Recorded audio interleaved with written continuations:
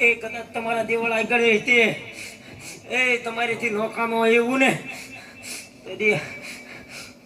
કદાચ તમે એ તમારું મનાણ કોને માંડ્યું એને હવે એક દામ લઈ ગયો.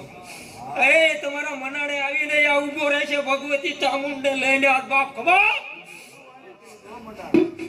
ખબા એ તો આ પેલી પાકની ભમરી બનીને આયા વનાળાના પાત્રમાં આવી હતી.